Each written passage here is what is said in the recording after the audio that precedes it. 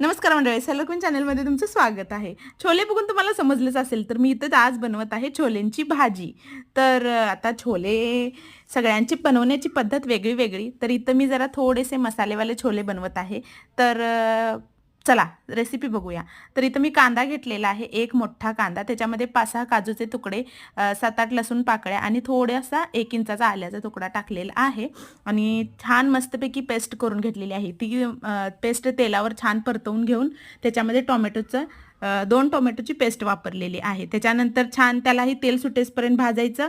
त्याच्यामध्ये लाल तिखट, हळद, गरम मसाला आणि धने जिरे पूड वापरून छोलेचं जे पाणी होतं ते टाकून छान मसाला मस्त शिजवून घेतलेला आहे आणि त्याच्यामध्ये नंतर छोले टाकायचे.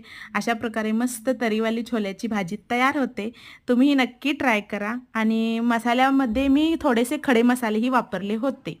आता बघा आवडते का तुम्हाला, नक्की ट्राय करा. थँक्यू.